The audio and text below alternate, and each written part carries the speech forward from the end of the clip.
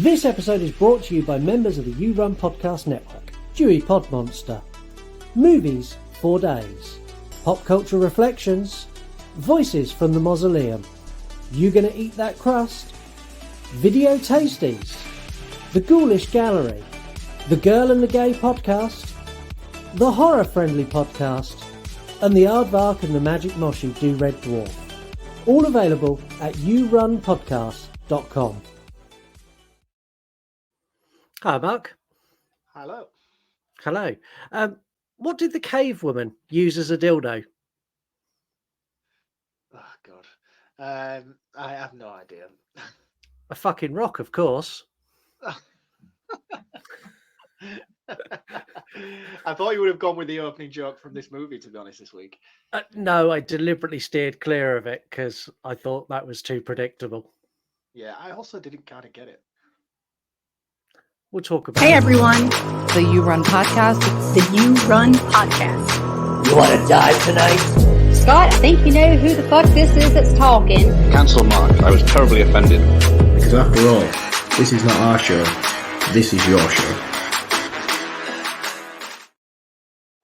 Hello and welcome to the You Run Podcast Horror Movie Review. My name is Scott. My name is Mark. And Mark needs to turn his microphone up ever so slightly because he's whispering at me. It's very seductive. It's like ASMR. I was leaning further away than I expected to be. Then I do apologise. Let me It was like my chair ever so slightly. It was very much like, hello, this is Mark. Welcome to the You Run Podcast. That's not this kind of show.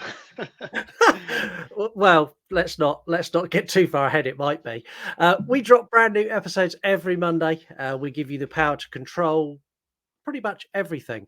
To get involved, all you need to do is follow us at You Run Podcast across all the social medias, or go to yourunpodcast.com, and all the links are up there if you're too lazy to go and search it individually.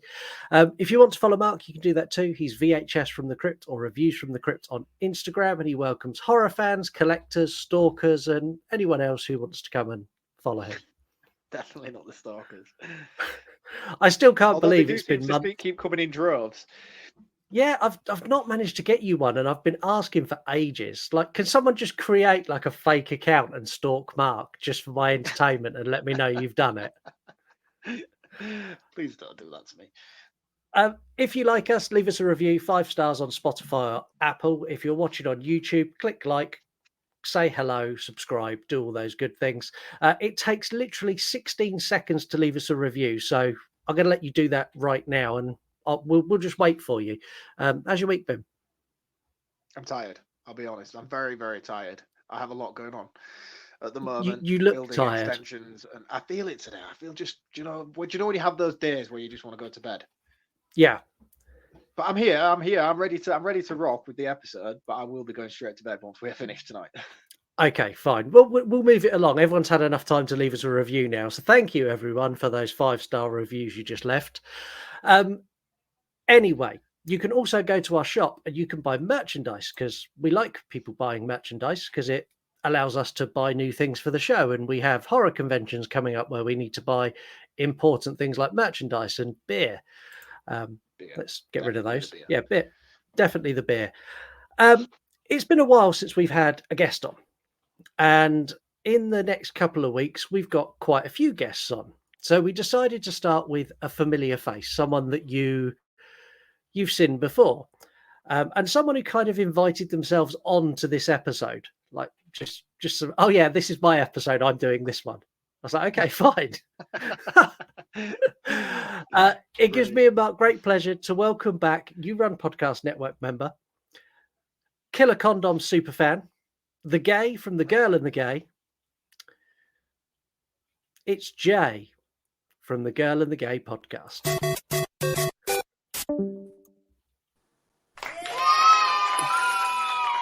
Honestly, am I ever going to get away from that fucking film?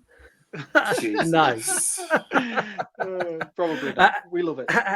How are you? Exhausted.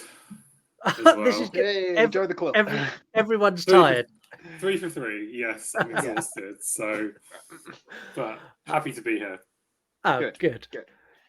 Yeah. So this went in a poll And before it even got through the first round, I got a message from you going, if that wins, I'm coming on to do that episode. I was like, yeah, okay. 100%. Yeah. Normally I wouldn't, I would not be like, invite myself on like that. I just wouldn't do that. But I'm like, if there was a guest, my actual words were, if you want a guest, then like no one else is coming on apart from me. Yeah. Scott told me you were very keen to do this episode, but I don't know whether that's because you really like it or whether you just come here to completely trash it. Oh, no. Big fan of this film. Ah, right. So that's good to know. You should have left that as a surprise because Mark would have been on tenterhooks. This is Wild Week. We gave you a selection of movies that we consider to be slightly feral and unhinged. And in my opinion, you picked the best of the bunch by a country mile. We nearly got 28 days later. And I'm kind of disappointed that we didn't, because it is the only zombie movie you're going to hear me actually rave about. And I've got no complaints with that movie, but you didn't pick it. Is that the third time now that movie's made it to the final? We haven't got it. Yeah, I think so. Maybe even the fifth. Wow. So if the Descent was going to lose, I was quite happily be okay with it being 28 days later, because that is a really good film as well. Yeah, really good film. Today we're taking you caving and giving you yet another reason not to visit remote parts of the world. We follow a group of friends as they venture through a cave system, unaware of what awaits them. Come to think of it, it's a little bit like this show. The show's like a cave. It's dark, it's damp, it's full of shit. 2 crawlers here, so yeah, and it's the same every time you visit. A lot's going to happen today on this episode. All I can say is it's 2005's The Descent. Now just give me a smile. Juno, are you sure we're going the right way? I've never been lost in my life. There's only one way out of this chamber, and that's down the pipe.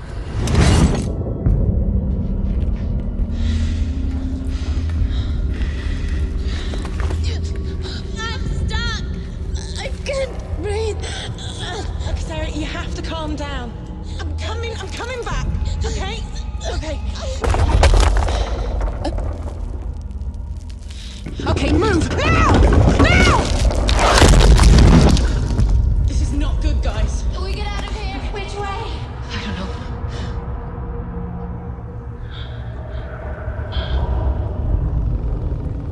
Sarah said she saw someone back So there. what? I don't think I saw someone. I saw someone. No, You heard something and you saw what you wanted to see. It's the dark. It plays tricks on people.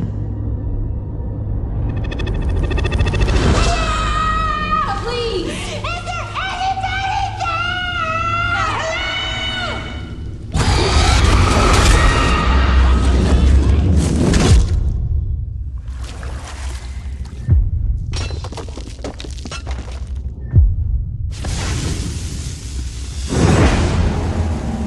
What was that? I told you I saw someone! Batteries on our lights will run out.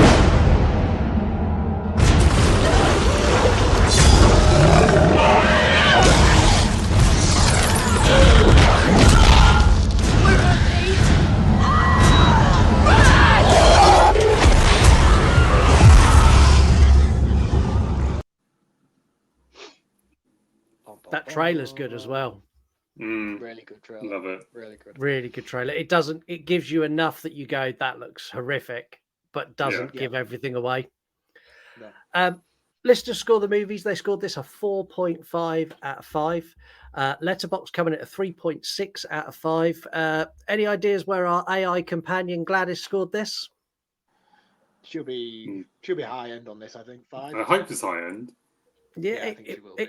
It surprised me. Gladys obviously doesn't like tight spaces. She scored this a 2.5 out of 5 and added it's distinctly average. Oh, fuck off, Gladys.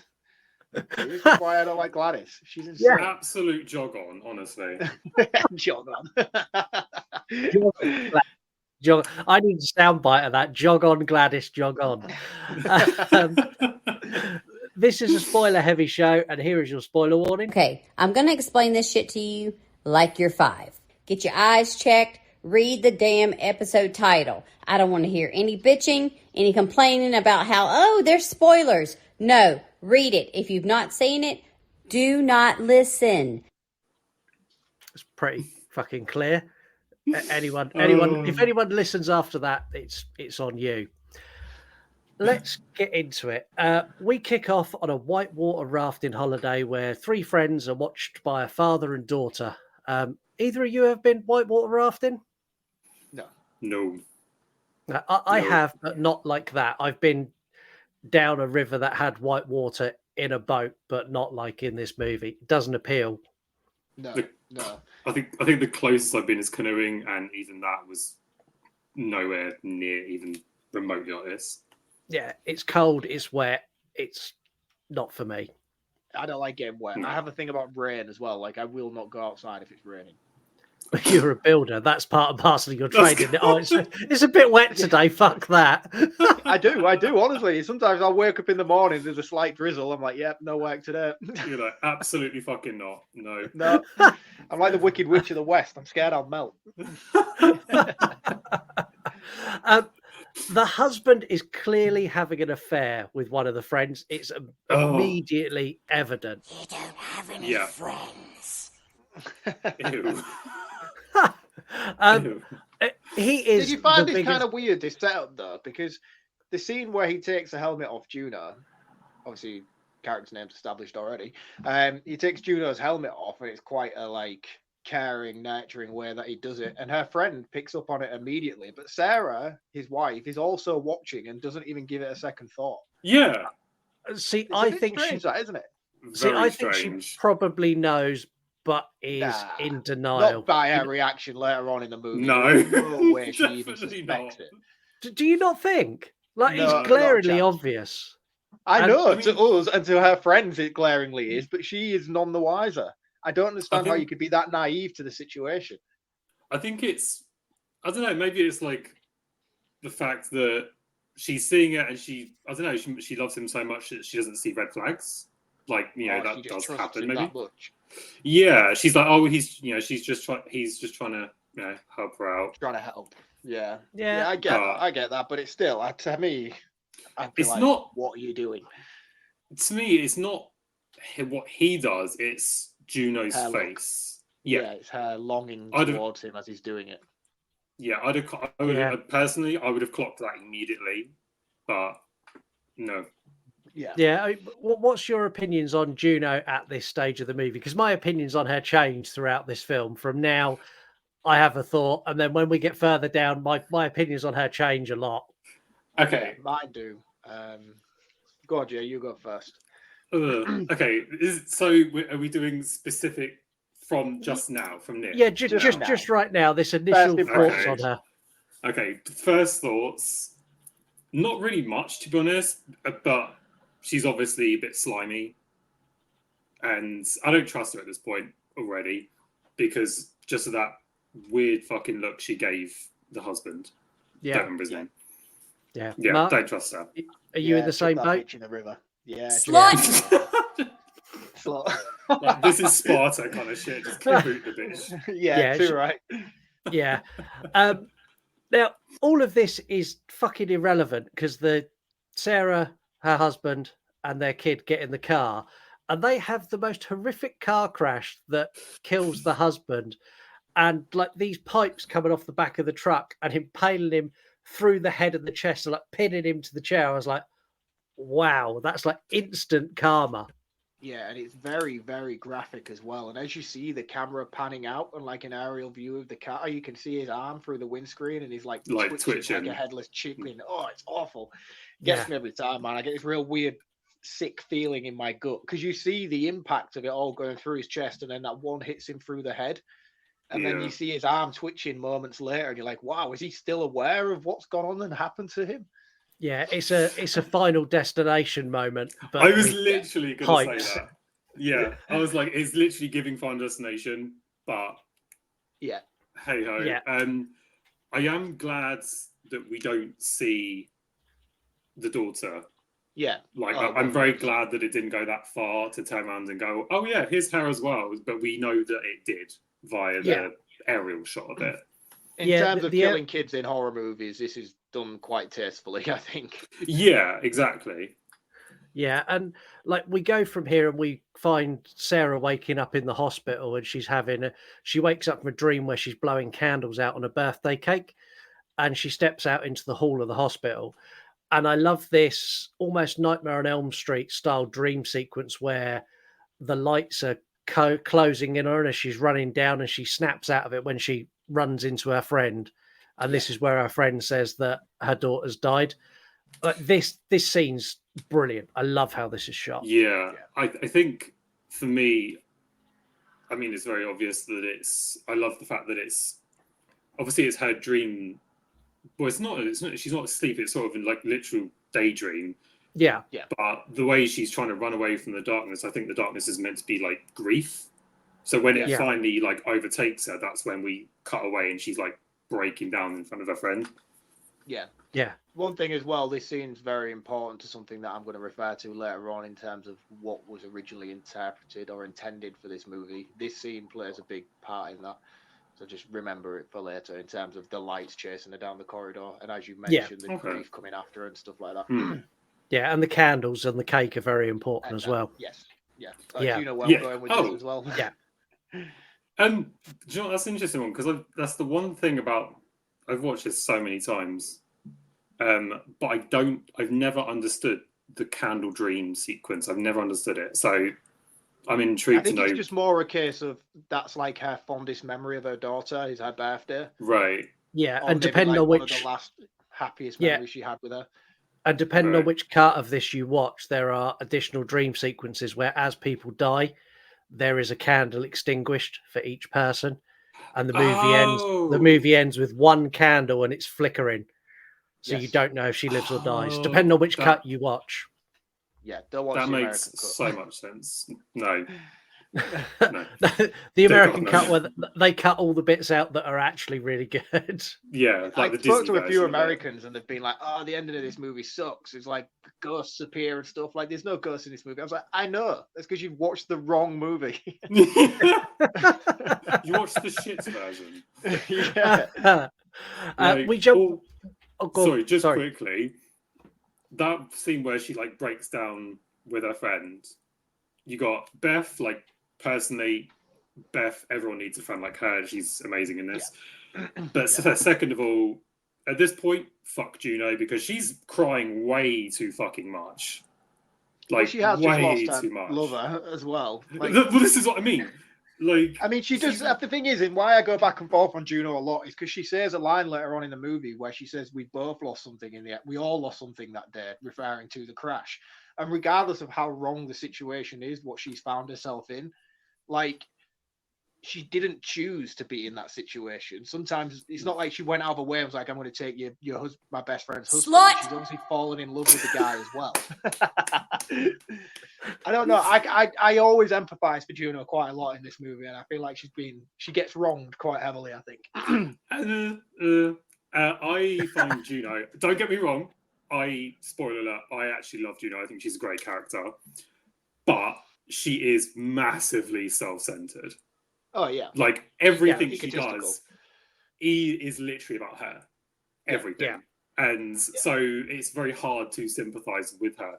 And it's like, she's like, later on talking about that scene, it's like, but it's not, no offense, love, husband, daughter, shouldn't have been there in the first place, but, you know, hey ho. No, I don't know. But at the same time, though, we don't know the ins and outs of these guys' relationships and lives. They could have known each other for a very long time, and before Sarah or anything, you know, you don't know how. They don't give enough exposition on the relationship for us to judge, is what I'm saying. So you be careful. Yeah. Okay. I'm Team Juno. Leave me alone. I'm going to continue my judgment of Juno. Slut! Yeah, thank you. We jump forward 1 year. We go to the Appalachian Mountains. Fun fact, this is a true fact, this area has the highest disappearance rate on the planet for hikers. Yeah, this is actually based on an actual trail, isn't it? This movie. Yeah, the Appalachians, you don't go and play in the Appalachian Mountains unless you know what you're doing. This is not somewhere to go and go camping. Like loads of people go, like hundreds of people every year just vanish into those mountains. Not for me. And the thing is, I've seen this movie a million times. And I'm not going to dive into the sequel on this episode because I'd probably be here all day. But one of my biggest things about the sequel is how Americanized it is. And I'm like, I don't understand why such a great British horror movie is so Americanized. And it was only this time watching it that I paid attention that the cave hike that they're actually on is in America. They're in America doing this. Yeah. So it makes a lot more sense now in the sequel when she's recovered. They're in America, so everyone's American. And of course, it's all, hey, you guys, and all the rest of it. Why do you do it? Why do you hate the southern states of America? I don't know. I'm sorry. It's like you're wanting Heather to come and have a go at you. It's like you're like asking for it.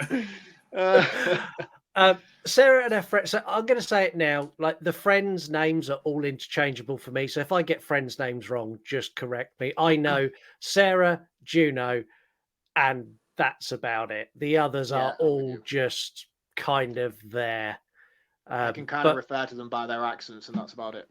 Yeah. So Sarah and her friend, who I think is Beth, are driving into the national park and saying that Juno's waiting for her. And our friend suggests, like, let's just go back to town and go get wasted and go and do a barn dance. And to me, that's the better of the two options. Yeah, it's literally the same. I'd have been like, yeah, let's do that because this hiking in the woods is shit. They meet up with Juno and their other people arrive. And this is the only way I can describe this is they hired the cabin from Texas Chainsaw Massacre as an Airbnb. And like you've got deer heads hung on the wall, and there's like spikes and shit outside, and there's an axe. And I'm looking at it going, like, if I pulled up there in the middle of the Appalachian Mountains, miles from everything, I'd be like, I've seen far too many horror movies to be staying here. I could literally just do a loop and go, nope, and come back down straight out. No, back to town. Not staying in that. Yeah. This is kind of the standard introduction we get in this style of movie. So we get the 6 women in the cabin and they're bonding. You've got Sarah, Beth, Sam, Holly, Rebecca, Juno, the slut. Sam is cool as fuck. I think Sam's amazing. Yeah, I think Sam's the one with the shorter hair. The Irish girl. Yeah. Yes. I mean, they're both Irish. There's the two blonde sort of who if you didn't know very much, you would think they were sisters. Yeah, they are sisters. Oh right, well that's probably why I thought they were sisters. I have seen this movie a lot. I really have seen this film a lot of times. I really like it, but in terms of characters, I'm not really on with who's who. No, they toast to their adventure, and we find out they're going spelunking. Which, for anyone who doesn't know what spelunking is, they're going into a cave.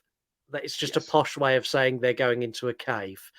But that doesn't sound any better than saying we're going caving.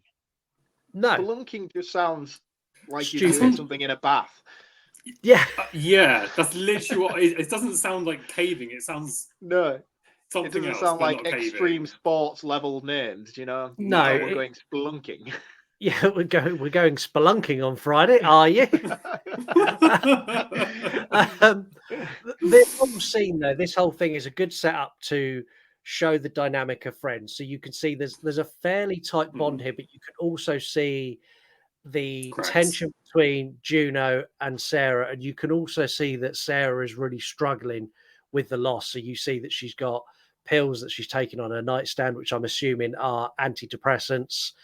And she has a nightmare that night, which sets up one of the best jump scares ever. There's so many great jump scares in this movie, but this one is fucking flawless.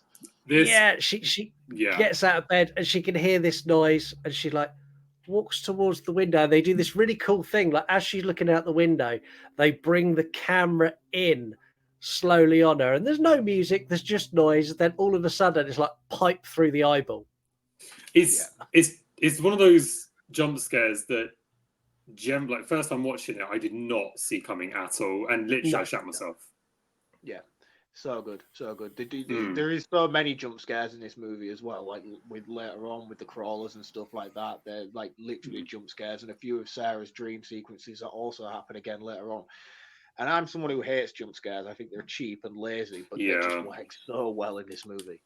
Yeah, they're earned in this movie because when they do them, they're not sort of a let's build it up with some music and do a big bang, and it's like you're just watching the movie and then something happens that's unexpected. They're good jump scares. This one in particular is probably my favorite because even on this rewatch, so I sat down, I was watching this at my computer, and I was sort of half talking to Lisa, and I was half sort of taking bullet point notes, and then like that happened, and I was like arms in the air, like headphones come off, and like fucking stupid fucking movie. The following morning opens with Juno going for a run, and up until this point, I didn't get it. I didn't see what the husband saw in Juno. When Juno goes for a run in her tight trousers and her tight top, I got it. I understood what the husband saw. You always have to bring the tone down on this show, don't you? Yeah, I literally. I'm not saying I'm not endorsing what he done, but I can now understand because at the beginning I looked at her and went, his wife's better. What's the issue? But then when I saw the scene, it's like, okay, yeah, I disagree completely. Juno is a very, very beautiful woman. She has one of the prettiest faces I've ever seen. I actually agree with Mark. I would say Juno is better looking than Sarah. Yeah, personality-wise, obviously not. Even though Sarah does come across as a bit of a drip until later on. I'll be honest. I mean, she's struggling with but even before that, she looks like she would be right at home in a library. Do you know what I mean?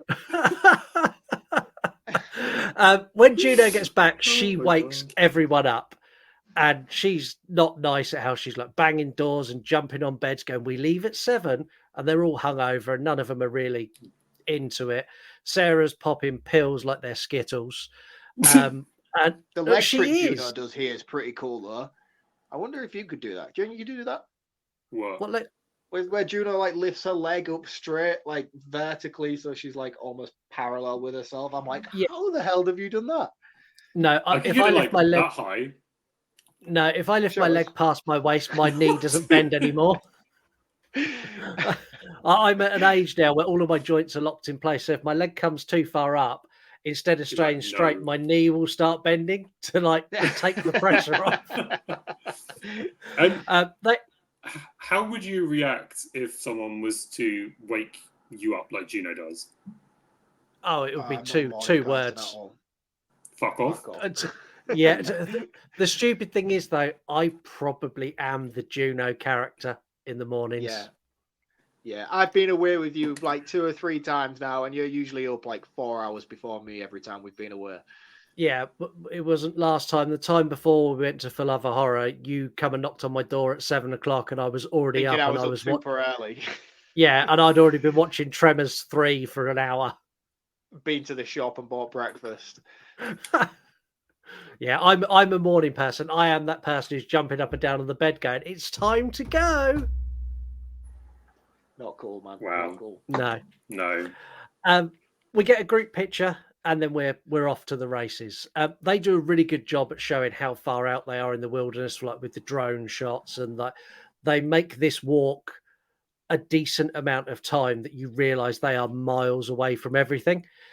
We also get some dialogue, like as the drone's coming in and out and they're talking, we get some dialogue about it's a level 2 cave and it's not very dangerous. So caves have 5 settings. Number 1 is like a national park cave where they've got handrails and you walk through and they've carved steps into the rock. A level 2 is a little bit more than that. Maybe you need to climb over some stuff.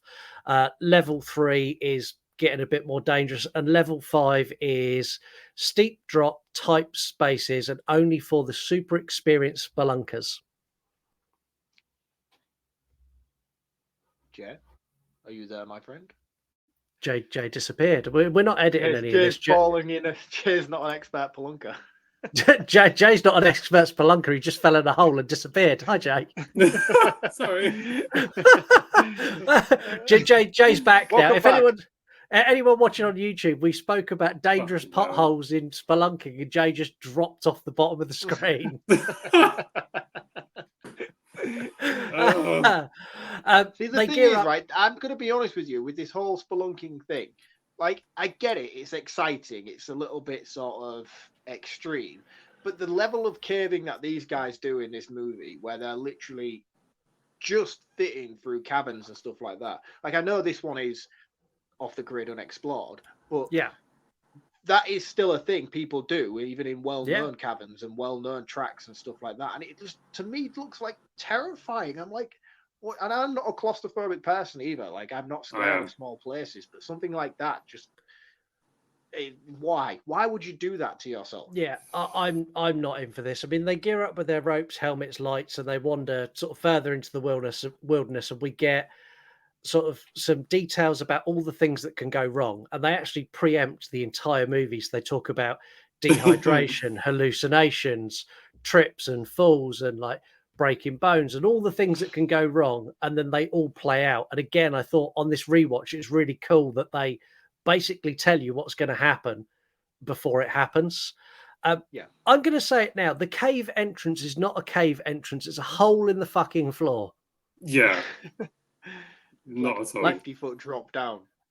Yeah, like a cave entrance to me is you walk up a hill and there's like a curve, like an archway in a wall, and I walk into it. That's a cave. This is a sheer drop that they abseil down into. And the thing is as well, though, they do a good job of explaining that how inexperienced these lot are. Not necessarily inexperienced. They're obviously thrill seekers and have done stuff like this before to a certain level. But even one of the sisters turns around and is like, "What are we doing? We're not equipped for this. I'm a school teacher, for God's sake." Yeah. I love that line. She's like, what does she say? I'm an English teacher, not fucking Tomb Raider. Yeah, not Lara Croft. That's the one, yeah. They get down into the cave and they start finding, they see the claw marks on the wall, but they don't really do anything with it. It's just to say that there's something in there for us. We get the bats, which again is a great jump scare. But when they spiral up out the top, I'm like, this is the worst CGI ever. Oh, I thought it was the best. I thought it was great. Yeah, I didn't pick up on that at all. I thought it looked great. I watched this on my tablet today, so I didn't watch it on the big screen, but I was joking. Impressive. Oh, is it bad? Is it bad? Yeah. Yeah. Oh, right, okay. Like I said, I watched it on my tablet screen. I was just chilling on the sofa. I didn't put it on the big telly, but it looked all right to me on the size I was watching it. No, I did like the fact that one of the girls makes a joke about the Count from Sesame Street. She's like, one bat. That cracks me up. They start making their way into the cave, and it's fairly tight. And as a viewer, you don't see much here. So everything's lit by their head torches, so you can only see what they can see. And then they light a flare. And that red glow across the cave is so effective. Like, that is instantly sets the tone for, I don't like this at all. Is this the first big room that we're talking about? Yeah. Okay, so I don't know if you guys spotted it, but from now on, every time they go into a room, there's someone there.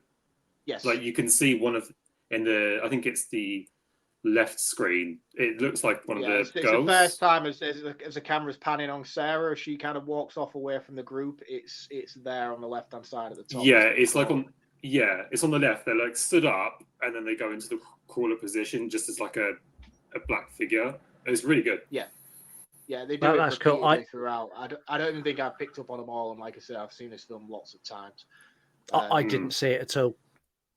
But one thing, because I don't want to keep going on about it as we go through, so I'll hit on it now. But I think this movie visually is so impressive, the way that they handle the lighting throughout this film, because they have so many ways that they can incorporate it via glow sticks, fire, flares, and even the use of the infrared camera, which gives us a little bit of found footage element later on as well. Like, it's so many blues and greens and reds and oranges, and it just looks incredible. And considering you're trapped in such a tight space with no light whatsoever, I think they do utilize that element really well throughout this film. And considering as well, this is all filmed on soundstage. All the exterior shots are filmed in an area in London, Hertfordshire or something, and Scotland, but everything that's inside is all done on a set. It's all a set built. They don't film any of it inside an actual cave. which is really cool because you could not tell. No, I think you could. That's a really good point. Is the fact that, like, just going off what you said, that watching this is all the lighting. You generally is like, okay, it's all, what's the word, like, not legitimate, but you're like, yeah, that's not a candle, one little flame that's lit up an entire fucking room like it is in other films. It's like, no, it's completely darkness unless they've got something that's actually there. So they do that really well. So yeah, completely agree with it. Yeah, like when they've got their head torches. It's quite a difficult film to watch. Like if you was to try and watch this film, do you know when you try and watch a film during the day and you've just got the curtains pulled?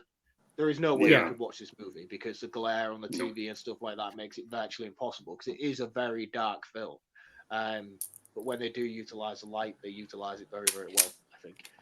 Yeah, they do. Sarah hears a child laugh. This woman should not be on this trip. She is mentally unstable and she does not deserve to be out in the wild. She scares me a lot.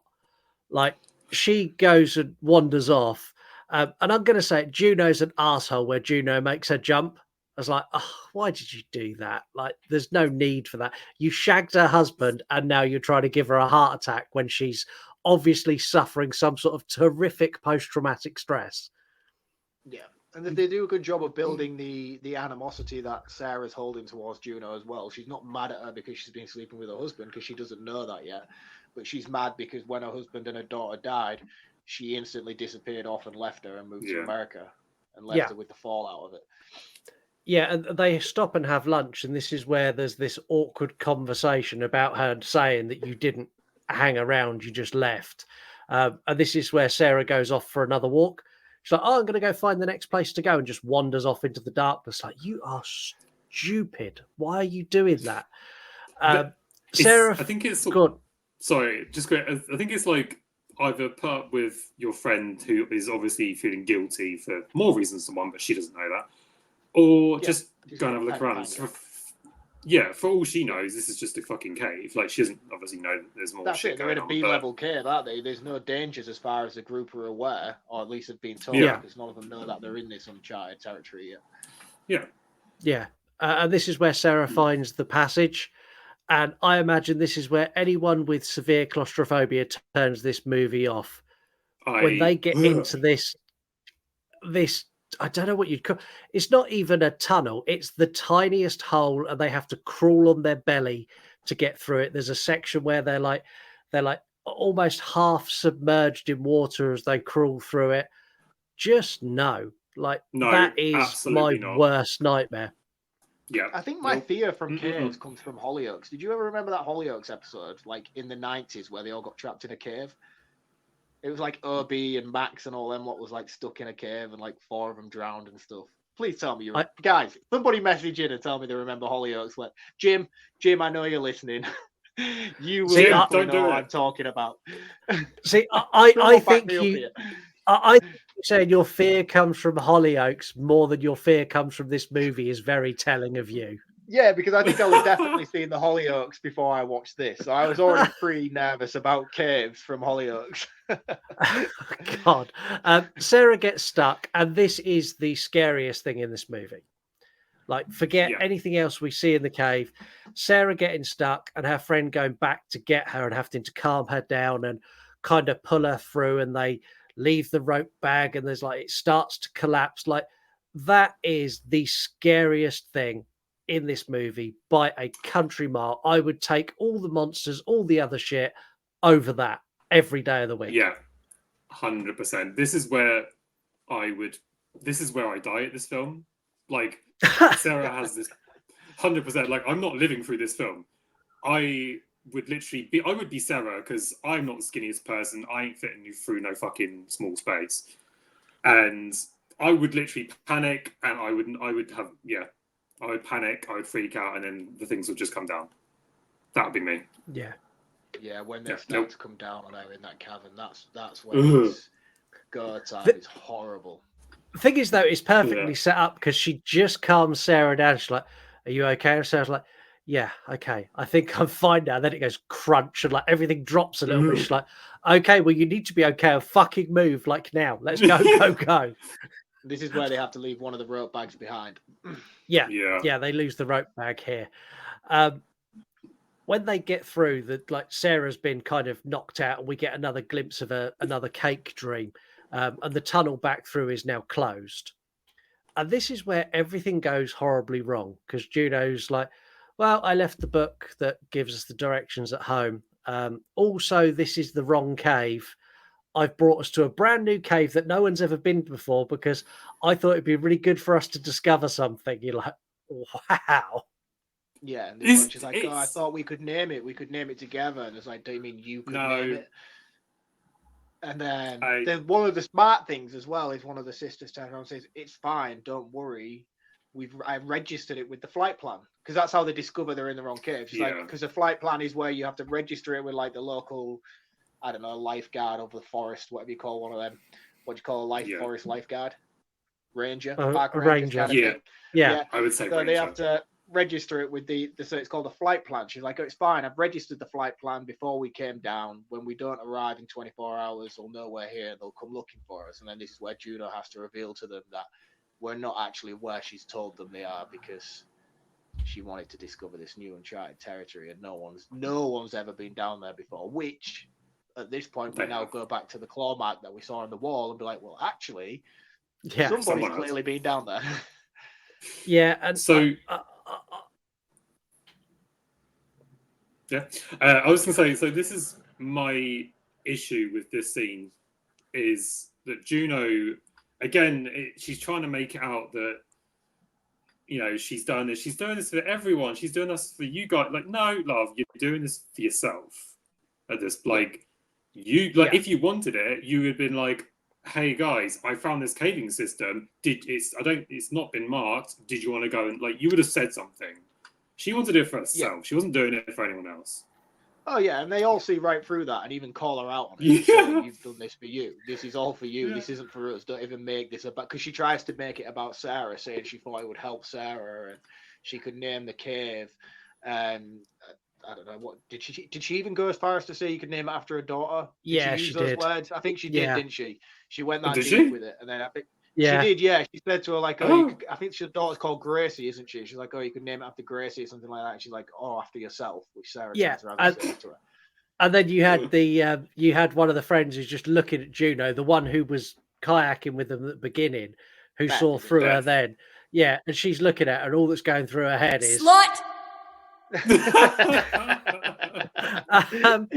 Now, honestly, in that scenario, if it was a group of my friends and one of us had done that to me, I'm 99% positive I'd have punched them in the mouth as hard as I could.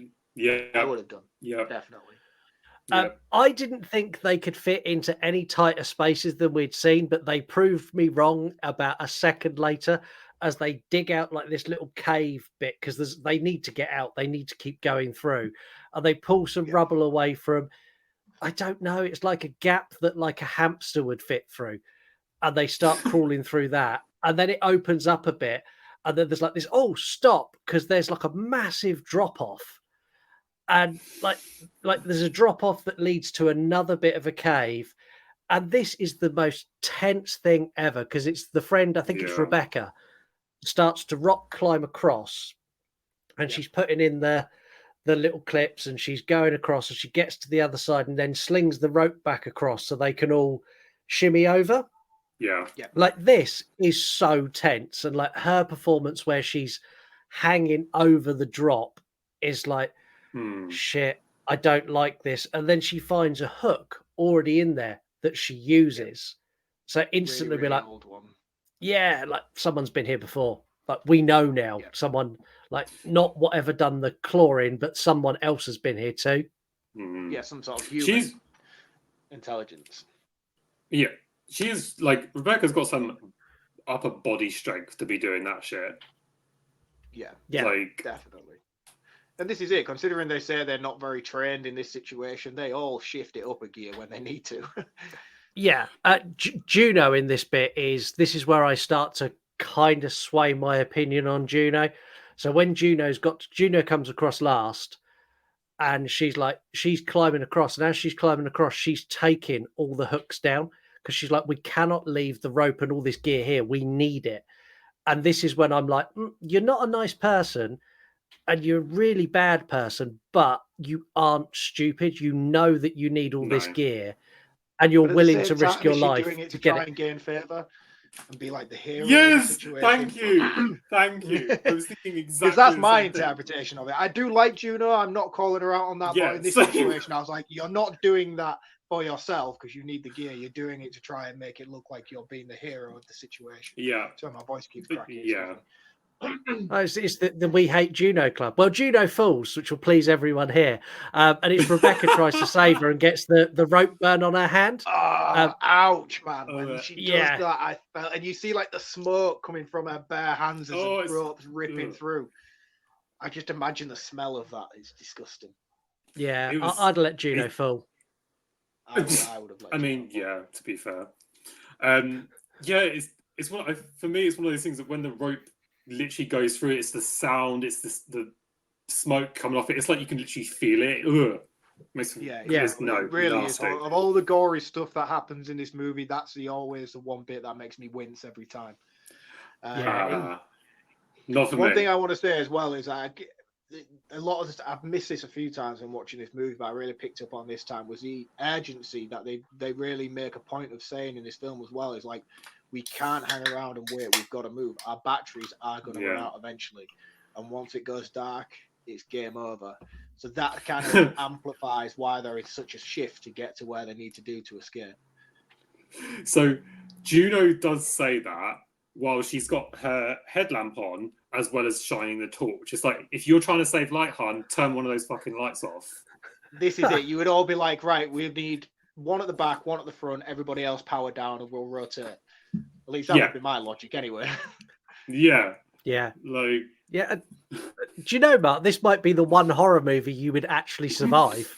Oh, mate, trust me, I would be very, very good in this situation. I would definitely do. I'm like a cat at the best of times. I work on roofs for a living. I would be all over this shit. Yeah, I'm not I wouldn't have got across this gap here. I'd have been back to the other end trying to dig out the rubble to go out the way I came in. There's no way I'd have I reckon I could have made that on a jump without the rope.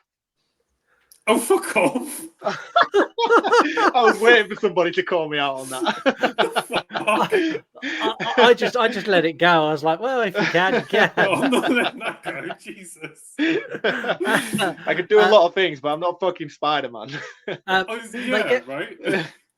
They get further into the cave and they find some wall paintings. And on the wall paintings, like these are, like, what would you call it? They're like cave paintings, like cave people have done these. Yes. And it shows like there's two kind of stuff. Yeah, and it shows there's two entrances to the cave. And instantly they're like, oh, this is great. Juno is brilliant here, where she pulls out the lighter and moves it across the different cave entrances, and where the wind sucks it shows there's a way out. And that is something that spelunkers use if they're going into uncharted territory. That is a genuine, let's hold a flame, and if the flame sucks towards it, we know there's air that way. Well, that's it, because it's very limited in oxygen, and obviously fire it needs the three energies, which is oxygen, and obviously the fresh oxygen coming in, the flame is drawn towards it, so it pulls to where fresh air is coming from, in case anybody didn't know science. They see what they think is daylight, and I think it's Holly rushes towards the daylight and falls horrifically, and her leg. Like, this is the bit that makes me turn my stomach every single time, is the bone sticking out. The thing she runs for is when she sees light. I had to actually Google the science behind this because it was always annoying what the light was. It's phosphorus is what that is. The chemical element that generates sort of like false light.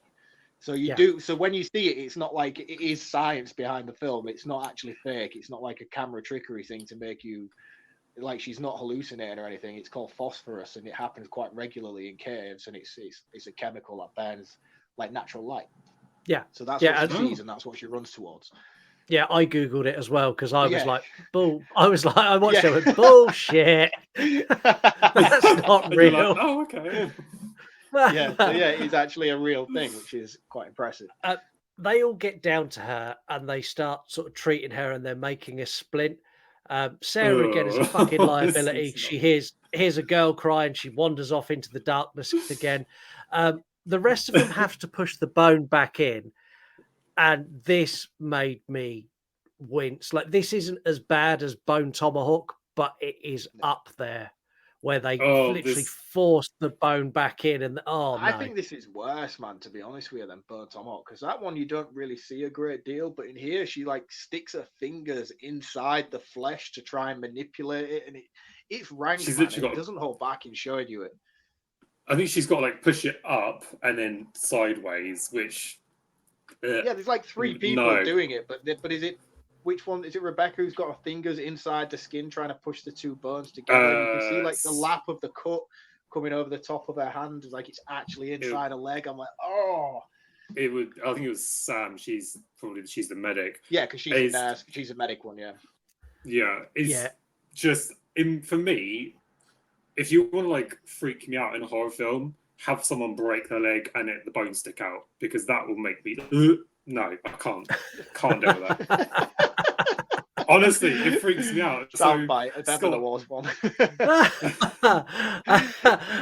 And it's now we get the predator noises, because that's what these things sound like. They sound like the predator, and we get our first. Jay's dropped off again. We'll carry on in the hope that Jay pops on, and we might pause it in a minute. We hear what I can only describe as predator noises. We get our first glimpse of the monster. This is really scary. And Juno tells Sarah that there's nothing there.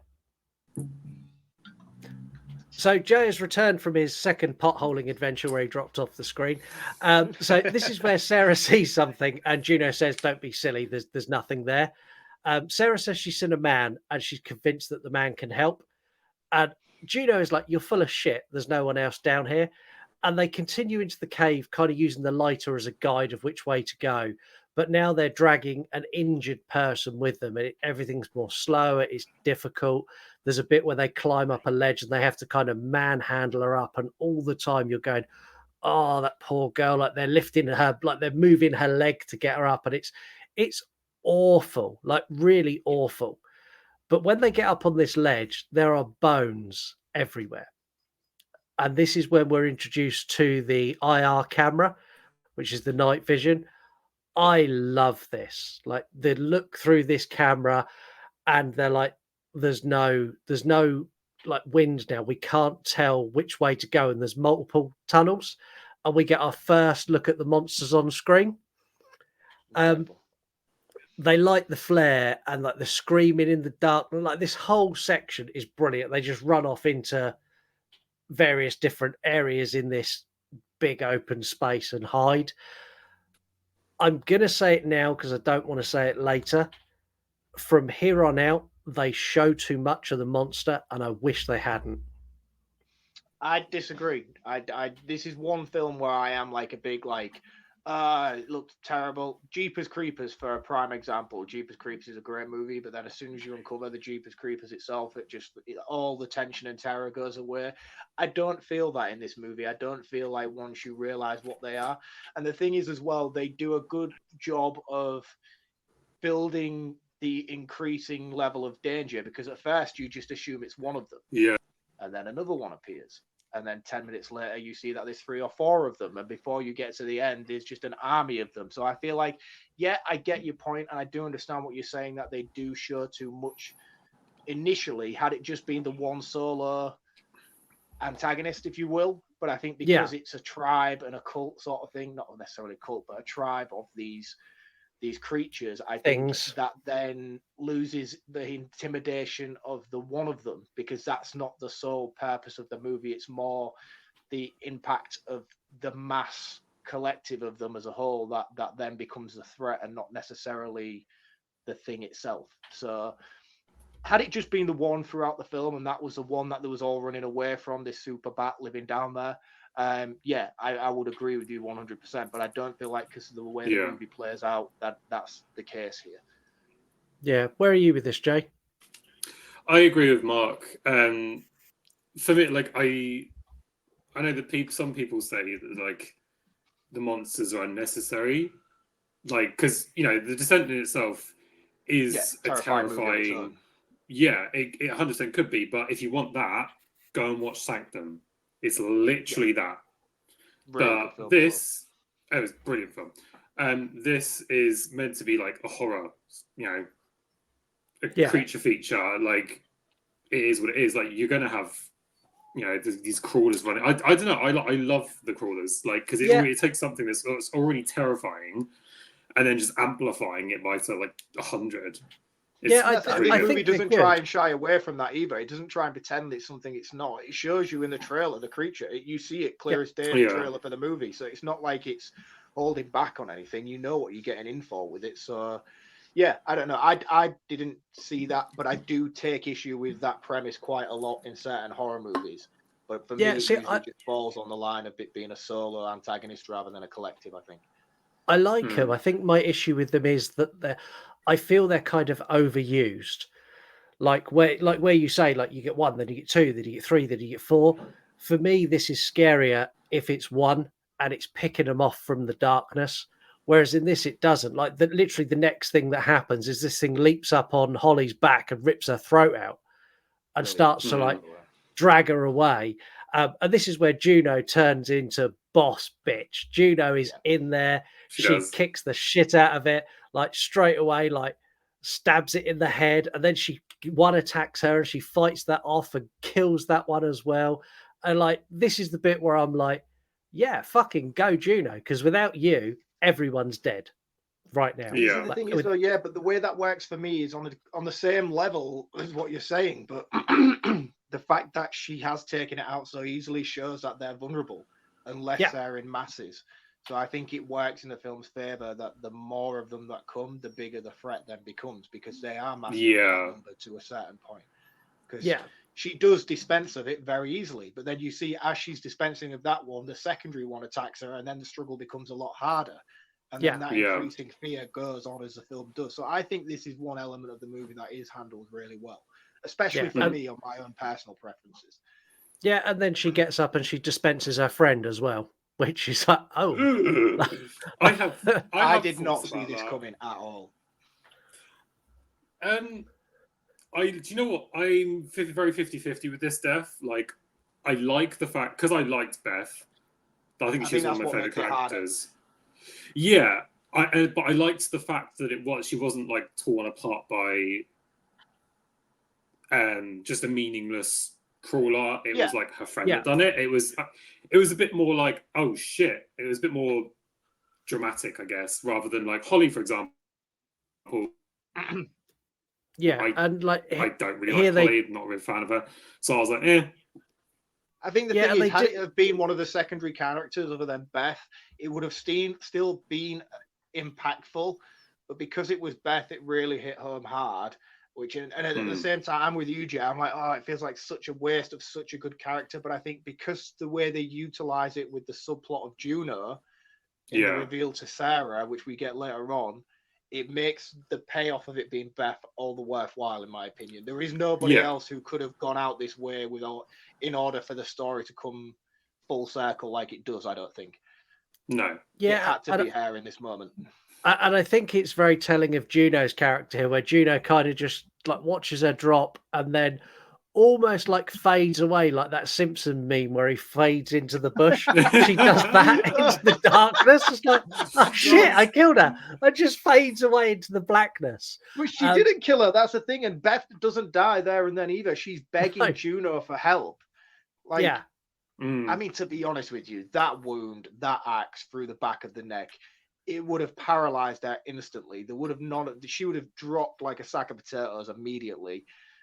So in terms of believability, the kill, the execution's a little bit off, but in terms of impact on the story, it was very cool. Yeah, I did think that, because like, a pickaxe through the fucking, not a pickaxe, but that through the neck, you wouldn't like, because she, spoiler alert, she survives longer than I think she would normally do. Yeah, she would die instantly. Yeah, exactly. That was, Yeah, and like from here we get a lot of cutting back and forth between characters. Like, you've got a couple of characters in one part of the cave, Sarah's in another part of the cave. And I'll be honest, in this section, I kind of lose track of who's who and where's where. Like, it literally, you see a bit of two people in the darkness, and they're looking on the IR camera and they're watching footage, and then they switch it to camera mode and you see the creatures. Then it cuts to someone else wandering through. Then it cuts to Juno, who starts calling for Sarah. Why you'd start shouting in the cave, just beyond me at this point. I do like this section though, because I do feel like it provides a lot of exposition in terms of who the crawlers are and what they are, because each individual group of characters eventually encounter one of them on their own, be that Sarah or the sisters, or Juno, for instance, and they all slowly discover that these creatures are blind and that they work on echolocation like bats, and if they keep still, they can't find them, and they all have their own variation of that when they encounter them, which I think is really, really cool. Like the one where the sisters are trapped in the cavern and the watch goes off. In this whole montage section. That's when it crawls. Really, it crawls over them, doesn't it? And like puts its hand on their waist as it climbs over the two of them laying down. Cool. Yeah. Is this when they do the examination, the medical examination on one of the dead ones yet? Not yet. Not yet. No, not yet. Sorry, I'm jumping. I just know because you were montaging this section, I didn't want to gloss over it because I feel like it's important. Yeah. The one thing I've got to say about that section, because you've got Juno that's screaming out and she's fighting people. Yeah, he did that. So that whole montage does actually show not who the obviously the crawlers are because they're all blind and that's what they figure out, but it also shows the kind of characters that we're dealing with. So you've got Juno and Sarah that are obviously survivors, they're obviously fighters, and then you've got the two sisters. You've got the oldest one who is literally like hugging her sister, trying to protect her, and I don't know, it's quite a nice little touch to it. I really liked it. There isn't a lot I don't like about this movie, I'll be honest. It's not a bad scene. It's just it jumps around a lot, and if we were going to go through it bit by bit, it's like, and now Sarah done this, and now Juno done that. So I kind of lumped it all in together. Juno screaming eventually attracts the attention of the crawlers, and they kind of all start moving around the cave. And this part of the movie I find not that great. I'm not going to lie. It didn't keep me engaged, and the change in their behavior felt a bit off to me. So like there's a bit where like one of them makes a torch like the fucking Tomb Raider, and the others have got the glow sticks attached to a pole, and they're all making loads of fucking noise after identifying that these things are attracted to noise. Yeah. And it pissed me off. Like all of them are shouting and screaming. Like there's a bit where the two sisters have got that. That's what I'm saying. Have they identified that at this point they've worked out that they're attracted to noise because they laid there perfectly still and quiet when it crawled over. And like the next minute they've got a glow stick on a pole, and she almost jumps around a corner and goes, "Ha!" It's like, what the fuck are you doing? Shut up. And then you've got like Juno who knows that they're attracted to noise, running through the cave screaming Sarah at the top of her lungs. You got Sarah like making a torch and flailing it in the air and jumping and climbing on things going, ha, ha, ha. It's like, what are you all doing? Like, do you all want to die? It really fucking irritates me. But again, like at the time of this scene, they don't know the masses of the things that are down there. Each one of them are kind of dealing with their own little group of crawlers, and after dispensing them as they do, they're like, oh, well, we've killed it. That's it. It's done. Yeah. They're obviously cautious, but I mean, we know what's coming as an audience. We know that there's more than just one or two of them, but these individual group of characters don't know that. They've encountered one and think, now that's the main one, because they all dispersed. They saw one in that cavern in the main room, and all of them ran away and left Juno to it. So as far as they're all aware, there's just one creepy Batman kicking about in the cave. Yeah. So when they dispense of it in that montage themselves in their own groups, they're probably thinking it's okay to do what they want now because they've killed it. Yeah, and this is where they all kind of come back together, and this is where the monsters show up, not en masse, but there's a decent chunk of them. And again, it's Juno who is the hero here. She kills every single one of these monsters that attack. No one else kills. Apart from Sarah. Sarah's still on her own. But she takes all of these out, and this is where Juno and the two sisters, they examine one of the monsters that Juno's just massacred in her Texas Chainsaw Juno moment, where she kicks the shit out of like 5 of them.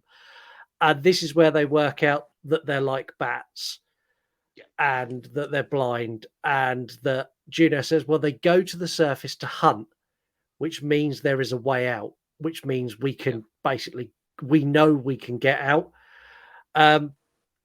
This is where Sarah finds Beth, who's been stabbed. Brilliant scene. And harrowing scene. Beth just throws Juno under the bus here. It's like, Juno done it. Yeah, because Sarah's like, Sarah's obviously finds her and is alarmed, and he's like, oh my God, Beth, we need to find Juno, we need to get out of here. And she's like, no, don't trust Juno. And she's like, what do you mean don't trust Juno? What do you mean? She's like, she did this to me. She did this and left me here to die. And that's when she hands her the necklace. We get a point earlier on in the movie where someone says a line like love every day or live every day. I can't remember the exact, I think it's love every day. Love each day. Love each day, yeah. And Sarah smacks and says, oh, that's something Edward, or whatever he was called, her husband, used to say all the time. And it's an important line because it's something that he engraved on the necklace he gave to Juno. As Juno stabbed Beth with a pickaxe, as Beth fell to the floor, she grabbed her neck, and you see her pull the necklace down. We don't know what's on the necklace, but this is a reveal of the movie where she hands the necklace to Sarah, and she wipes the blood from the feather that's on it, and it says love each day, and it all just clicks together. Beth doesn't say anything, she just says, I'm sorry, and then that's it, she dies. Well, no, she doesn't die. Sarah has to put her out of misery and kills her with a big giant rock. Yeah, which is even worse. It's horrible. What I like is just, I mean, if you were in Beth's position, I would have done the same. I'd have been like, she done it. To be honest with you, I think BTW, she slept with your husband. Like, I mean, I'm with you, right? I'm with you, Jet. I love Beth. I think she's a fantastic character, but she's not a very good friend to Sarah because she even knew that Juno was sleeping with her husband prior to the car accident anyway. Or she knew immediately afterwards, and she knew how much she was suffering with grief with the loss of her daughter and the death of her husband. Would that grief be eased by knowing that her husband was an absolute slime bag? No. But then that would make it also worse because she'd be like, not only was my husband, the love of my life, but he also cheated on me. That would make her feel worse. So you could sort of swing it both ways. That basically Beth might be doing her a if favor. you wanted to keep her and shield her from it, then why take her on an expedition a year later with Juno? You'd be like, look, you don't need to go to this. We should not be doing this. We should not be hanging out with Juno. She's a bad friend. But then looking at from Sarah's point of view, you'd be like, well, why? Why is she a bad friend? Yeah. Oh yeah. All right. Okay. Yeah, I win. I get it, but I still feel like Beth could have done something more as a friend. Sarah gets a situation. After Sarah kills Beth, Sarah gets attacked by one of the crawlers. She takes it out with ease. I'm not 100% sure how she took it out. It's dark. It's a child. She kills a child. Yeah. Okay, and this is where she sort of runs into the puddle of blood, the pool of blood. Yeah. And we get the iconic shot. The reason we know it's a child is because it's a lot smaller of a crawler, and the mother becomes the mother. I was wondering, I always thought up until this point, are they asexual? How do they reproduce? And then we see one with boobs come because Sarah's just killed the baby. Yeah. And she comes out of the puddle, soaked in all the blood, and she's attacked again, and she stabs it with an antler that's laying on the floor of the cave. I have a question. Why is there a pool of blood in the bottom of a cave? I have no idea, but it looks fucking awesome. So let's go. It looks incredible, but it's like I've watched this loads of times, and every time I'm like, "Oh, that's so cool." But it was on this watch. I sat there and went, "Why is there a pool of blood? Why is it there? How has it got there? Are they draining everyone?" Every time they bring a deer or a dog or a human down, they just take it there and drain it. Like their swimming pool. What I do. Just quickly, what I do like about the scene where she rises up from the blood, I don't know if you could look at it this way, but you could sort of picture it as like up until it's like she's basically been from the moment that she woke up in hospital to this point, she's been a victim, and then she's come out of this, and she takes two straight out, like as soon as she comes out, and she's very not the same person at all. I think at this point for me, my interpretation of it always is like after the reveal of what's been said to her by Beth, it's more a case of she's now on a mission of vengeance as opposed to self-pity. And she's like, she doesn't care about anything else now. She needs to find Juno, and needs to find Juno for one simple reason, and that is either for answers or redemption. And that's kind of my interpretation of this moment. I think that's what it's trying to represent as Sarah's character arc. Yeah, and if I was in the cave, I'd be shouting to Juno this. Run for cover, you dirty slut! I don't know how acceptable the term slut is these days. I don't know if we should be saying that as regularly as we are. I have not said it once. I have not said that once. Not at all.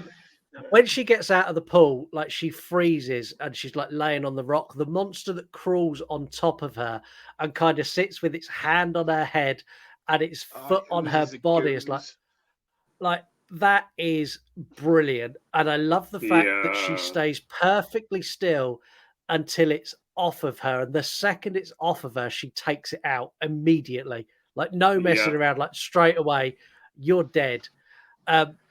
Again, from here, we get loads of screaming and banging. And like they're all running around screaming. So Sarah's screaming for Juno, Juno's screaming for Sarah. And these crawlers must be like, this is brilliant. It's like a dinner alarm. They're telling us where they are. It's the best thing ever. One thing I really like about this scene is where Juno reconnects with the sisters. And when they meet up, the sisters are so overcome by fear that they found Juno and they're like, look, we just need to get out of here. And Juno's like, I'm not leaving without Sarah. They don't know that Sarah's dead, but the sisters are like, no, she's already dead. We need to go. Let's just leave her. Yeah. I'm like, you bitches. Like, they're just like, no, we need to get out of here.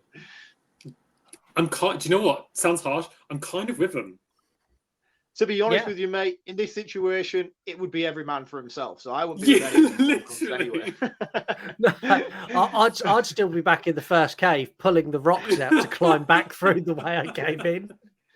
I never understood. Then again, no, you can't do that because you never know how strong that structure is. If it's already collapsed, you're not going to want to go back through the same hole. I don't. Yeah, I think I'd take my chances with that over what you lot would be dealing with in the cave who went carried on. I'd be dead in the cave in. Yeah, I mean, the two sisters get taken out here. So you get one of them gets their throat ripped out by a monster and the other one watches on, and then the other girl gets taken out pretty much instantaneously after, which leaves Juno and Sarah as the only two alive. Juno fucks up a monster underwater, which is awesome. From hating her at the beginning, I'm going to say it now. She is the only person who deserves to get out of this fucking cave. Interesting. Yeah, I do. Because Sarah doesn't deserve to get out of this cave. Why? Because Sarah's an idiot. Because she's a fucking idiot. She's been walking around screaming and banging for the last hour. Hang on, what's Juno been doing? No, she has to this point. Once she comes out the pool of blood, she is like a stealth assassin. Yeah, I'm fully Team Juno at this point. I've switched sides. I am Juno all the way. And I mean, I'm Team Juno anyway. I think Juno gets done real dirty in this movie. I think she's very, very misinterpreted. Run for cover, you dirty slut! Run for cover, you. I think the way that she's portrayed on screen sometimes is a little bit harsh. Like she makes some daft decisions and she makes some daft choices, and although she has her own self-importance at the heart of it, I do feel like she is considering the rest of the group as well. Like she is doing this because she wants to discover the cave, but she also wants to bring them along for the ride. It's not like she didn't do this putting them in danger. She didn't think anything was necessarily going to happen to them at the start of it, and it just coincidentally turned out the way it did. And as for the cheating on the husband thing, again, I feel like it's easy to judge from an outsider's perspective. So yeah, I have no hate on Juno at all. Yeah, I don't either. I'm kind of fully on board with Juno. I've got no real issues with her at this point. Like for me now, I think she's done enough of a redemption arc. Like she had the bit at the beginning where she had her affair. She's then taken him to the cave. Like all that's the bad stuff she's done. She's accidentally injured and nearly killed her friend. That was genuinely an accident. An accident, yeah. Yeah, and then from there, she's had this redemption arc where she's killed a shitload of these crawlers. Like, she's killed pretty much all of them bar 3. And I think now she's earned her spot of freedom. Like, without a doubt, she's earned it now. So there's a bit here where Juno falls and Sarah saves Juno from falling. And this is where I take a little bit of issue with Sarah. So Sarah's got a big issue with Juno. Juno shagged her husband. She now knows. Juno killed her friend. She now knows. She had the chance to let Juno fall and never have to worry about Juno again. But instead, she chooses to save her, drags her up to confront her, asks her about... Whoa. You've completely skipped over the death of the sisters here. No, we done that. We done the death of the sisters. One got their throat ripped out and the other one was taken out straight after. Where was I during this? I don't know. We had that conversation. Did we have that conversation? Yeah. I need to play this back because where did I drift off to during that conversation? We did. We were talking about it. No, we didn't. No, that's like a full 5-10 minute bit of the show. There's no way I've just glossed over that without even being aware of it. No. We haven't talked about it yet, have we, Jet? No. We have. Did I not do it? No, you didn't do it, man. You didn't. Because I'm like, hold on a minute. Because now the girls have reconsidered. They've got together. We had our little Juno talk. And then now this is it. The girls are running and they get to the end of the cliff and it's like a sheer drop. We're back at another sheer drop and we didn't talk about it. We didn't get to that bit yet. Okay, well, you take me through it because I'm sure we've done it. A conversation about it. We skipped over it. Yeah, I mentioned they both died. Yeah. I've lost my mind completely then. Yeah. I'm going to have to listen. I don't listen to this show back, but this is one episode I'm going to listen back to just to prove I'm right. And if I'm wrong, this is very weird and jarring for a lot of people. Do you know what? Especially for you, I'm going to use the clip where we talk about the sisters dying as the release clip for the episode. Yeah. Where have I just been for the last 10 minutes? Have I just did I not say anything? Did I not even talk about it? Did I not zone out? No. You just went, mm-hmm. Where was my mind, man? Jesus Christ. I do apologize, guys. I just lost myself for a minute there. I was originally going to turn around and say something about it, but I was like, I won't bother. And then we just sort of... Oh, so we didn't actually conversate about it then. Scott just briefly zipped over it and then that was it. Yeah, but we still... Oh, right. Okay, that makes more sense. So you summed up that whole segment in about 2 seconds and that's probably why I missed it. Yeah. Right, okay. Yeah. So what you're saying is you don't really pay attention when I'm talking anymore. Mate, I'm here every Friday. It's the same shit, isn't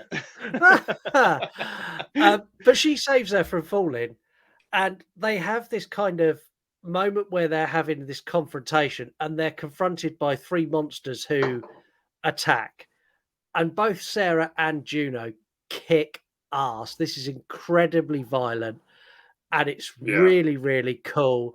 The flare in the monster's mouth to kill it is one of the best kills ever. Just shove a flare in its mouth and watch it burn. Brilliant. Yeah, because you get the 2 kills at the same time. You get Juno killing one, you get Sarah killing the other. Sarah's killing it by sticking her fingers into its eyeballs. Yeah. You see all the gunk and stuff squirting out, but at the same time, Juno sticking the flare in the head of the other one, and you see all its head melting, and it keeps flashing back and forth between the two, which is really cool. Yeah, they're a really cool team. Right up until the point that Sarah decides to hobble Juno with the climbing axe to the knee. Now, as much as Juno has done wrong, Sarah is 100% in the wrong here because she's a lady. Whoa, whoa, whoa, she's a lady. And I feel I disagree. I as much as I'm Team Juno, I agree with Sarah in this situation. I think she got what she deserved. That she didn't deserve to die, so Sarah didn't kill her. She didn't technically kill her, but technically she did. Technically she didn't, but do you know what? I really love the camera work on this scene as well because it's focusing behind Sarah and she's holding the axe up and you just see her slowly loosen her hand and the necklace just dangles down, and you just see the look on Juno's face, and they don't say a word to each other because they don't need to, because they both know exactly in this moment what's going on. And it's not even like Juno is in a situation where it's like, oh, I'm so sorry. She just doesn't need to. She's just like, shit, this woman is unhinged. She's holding an axe and she knows exactly what I've done. And it's just that, what the fuck? What happens next? And she just swings it into her leg. And the fear in Juno's face as well as it sticks in her leg, because she wants to just scream bloody murder. But she knows as soon as she does, she's dead. Yeah. Very cool. I think it was. This is something you sort out when you get back to the car, because having someone as able-bodied and violent as Juno is very useful for your remaining trip out of this cave that's full of monsters. But at this point, they're sort of stood with the back towards sunlight. Yeah. So, like, the exit is there.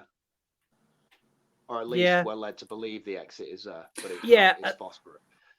This is where Sarah begins her sort of climb up the last tunnel to daylight and freedom. We see her drag herself out of the cave. She runs to her car. She gets the keys. She drives off as fast as she can, pulls over to the side of the road, crying her eyes out, hopefully racked with guilt for what she just done to Juno. We get a big jump scare as a truck comes past. And this is obviously the same road that the Pet Cemetery's on. And also, just quickly, does it like the Final Destination 2 like sort of reference at the beginning? We also get here in because it's literally the log trucker, a wooden log thing. I was just like, no. We get a lot of stuff like that. I mean, we get a lot of horror references throughout this. I mean, at this point, she is Sally Hardesty from Texas Chainsaw Massacre. She's drenched in blood and she is screaming manically. The bit where she breaks out from the cavern is very Evil Dead-esque. The arm reaching through the twigs and the branches. It's very referential, and I think it's done intentionally, if I'm honest with you. I don't think it's done to the point where you're like, ooh, look, like Stranger Things does with horror nods and stuff like that. I just think it's very subtly, but you know what they're referencing when they're doing these moments. Can I also like bring to attention like the scene where she's actually crawling up the bed of bones? Yeah. It's like, personally, is like my favorite shot in the entire film. Like the music, like the way it's shot, like the lighting in it, perfect. Yeah, we haven't really touched on the score throughout this movie at all, but the score here is fucking phenomenal, and nothing highlights it more than that particular scene when she's crawling up the bed of bones. Yeah, it is like Howard Shore, Lord of the Rings level fucking awesomeness. It's so orchestral, and it's just building and building and building. Incredible. If anything that needs applauding in this movie, it is the score alone for just setting such a perfect tone and atmosphere throughout. Yeah, it does. And that shot where she's climbing up the bone, she's got the sunlight on her face, and behind her you can still see the red glow of the cave. And there's this bit in the middle, like where she is, that is just darkness. It's really well shot. Yeah, I've got some facts about the bones there as well, which are really cool, that tie into the director's other movies as well. Which is like, when I found out, I was like, that's awesome. And I went back and watched again. I was like, that is the coolest thing ever. But we'll get to that in fact. I'm aware what you're talking about, so I'm looking forward to that. Yeah, we're at the point where the truck goes past, and then the next shot we get is the ghost of Juno. Yeah. She sees Juno next to her. If you're an American, that is your ending. It cuts there and it roll credits. And a lot, like I said earlier on, I've spoke to a lot of American people who have watched this movie and said they really dislike the ending because they're like, oh, it gets to the end and then it just shows you the ghost of Juno. There's no ghost. No, there is no ghost of Juno, and you're about to find out why, because this is the proper version of this movie. Yeah, if for any of our US listeners, this is another time for a spoiler warning, because you will not have seen this unless you found a UK version of it. Sarah wakes up in the cave. And this whole segment climbing up was a dream. We see her sat in the cave, and we see the cake, and we see her daughter sitting with the cake in the darkness. As it pans away from the cake, we see sat looking at the torch on the floor. Which was really cool as well, that they swapped out the two, the cake and the torch. Yeah. Yeah, it shows you that she's completely hallucinating everything, and everything fades to black, and we see and hear the monsters scream in the darkness. Before we take a break, I'm just going to say one more thing, and then we're taking. I'm literally going to say it, and I'm going to hit the break ad, so neither of you can say anything. So before we take a break, justice for Juno. When you finish with this episode, why not head over to yourunpodcast.com and check out the Horror Friendly Podcast. Hosted by Charlie, Katie and Chantel, this is an exciting, entertaining and funny podcast covering horror movies from the past, the present and new releases as well. Do not miss out on this super exciting show hosted by 3 of the greatest hosts in all of podcasting. Go and check them out at yourunpodcast.com today. So make sure you go and check out the Horror Friendly Podcast. Check out all the other podcast members as well, including Jay, who you've been listening to for the last hour and a half. His show with Becky, the Girl and the Gay Movie Podcast. Go and check that out. yourunpodcast.com or search Girl and the Gay Podcast. You'll find it really, really easy. Let's do some 3-word reviews. Now, I never thought this was like, in my head, like this doesn't sit up there with like top tier movies like The Shining or The Texas Chainsaw Massacre or anything like that. We've received a ton of 3-word reviews, like so many. Facebook, we've got Steve, Monsters Ruined It, which is something you said earlier, Jay, that lots of people say that. Over on X, we got 50 replies on X alone. X went wild. All, are you? No, I'm not. We got Wolfman's Got Nuts. I Can't Breathe, which I think is pretty apt. AMP FX Studios, Wild Ladies Weekend, and they're a special effects makeup artists. The Let's Talk Horror channel, Claustrophobic, Intense, Wet. That's BP. He'll actually join us next week, BP. Zach Makes Movies. Cheaters Never Prosper. And he's a writer and director. Krusty Johnson. He's gone with... what did he go with? He went with Meet the Smeagol's. You don't have any friends. Which I think works. M. Mackenzie 73. Don't fuck husbands, and they're a mixed fandom account. And just to be clear, wives, if you're a wife to a husband, you can fuck your husband. Did my wife say that? I mean, like, for most husbands, sex is in the decline and like borderline urban legend. So if you're a wife, you can fuck your own husband, just to clarify. Slasher said absolutely nothing this week because they never do. Over on Threads, Raided Aboard, Typical Appalachian Vacation, and they're a horror writer. Bark Night Podcast, Blood-Soaked Claustrophobia, and they're a TV and film podcast. And finally on to Instagram, Lady Crisis went with Don't Invite Me. She put a whole story before she said that. She's like, if anyone's doing a girls trip like this, don't invite me. And then she's like, my 3-word review was don't invite me. And then the next comment was Jay going, I thought that was a really long 3-word review. We got Salty O Soul. Caves Are Fun. And they're a graphic designer. Sorry, did someone just call the police on us? I was just going to say, am I hearing things, or was there a massive siren? Sorry, that was me. Can we pause? Yeah, no, please at your door. Yeah. So Jay's back from a wee, and we will continue with 3-word reviews. We've got the KMH podcast, Cave-In is Terrifying, and KMH podcast is a podcast, but also a criminal defense attorney if anyone's having any legal issues. We've got Kay Lampe, who's Kate. She's gone with I'd Strangle Juno. Kate, I'm calling you out. Juno is the hero of this movie. Yeah.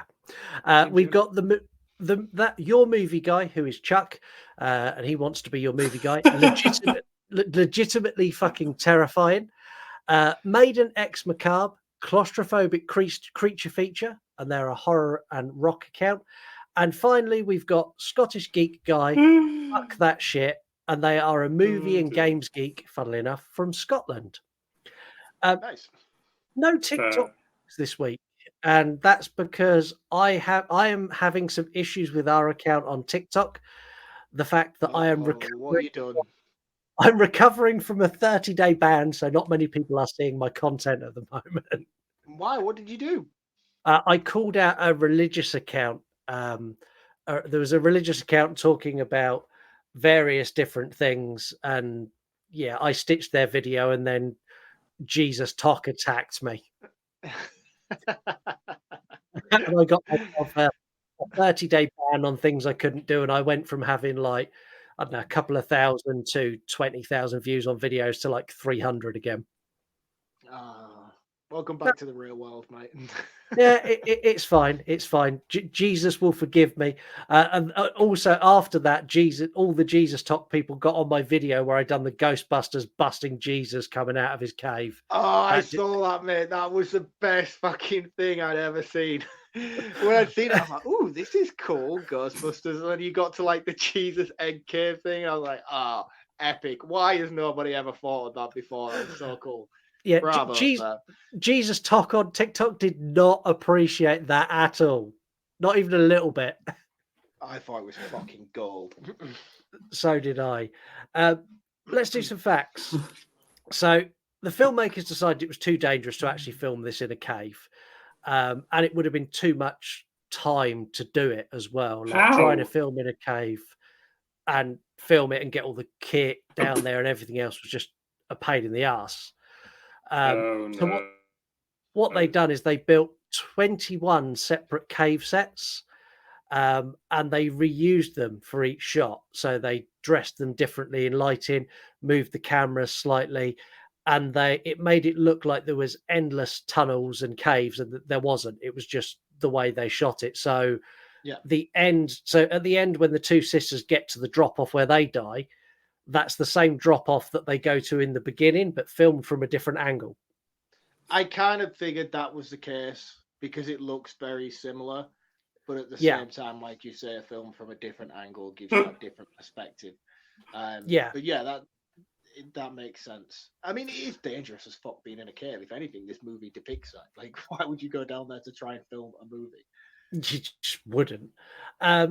The scene where Sarah finds Beth, who's about to die, this originally had what is described by the cast as truly shitty dialogue.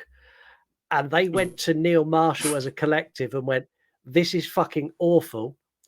And Neil Marshall went, "This is actually really awful." And they changed it, which led to Neil Marshall being absolutely torn apart by the producers going, "Why have you done this?" And then he's like, "Look, watch the two." And then the producer went, "Yeah, okay, actually, you're right. It was shit dialogue." Yeah. But there was this big heartfelt moment of like, "She'd done this to you, and I'm so sorry she'd done this to you." And like both the actresses were like, "This is terrible." Yeah, no, I'm glad they decided to cut that. The film is dedicated to Meg. Meg is Neil Marshall's dog that died halfway through this production.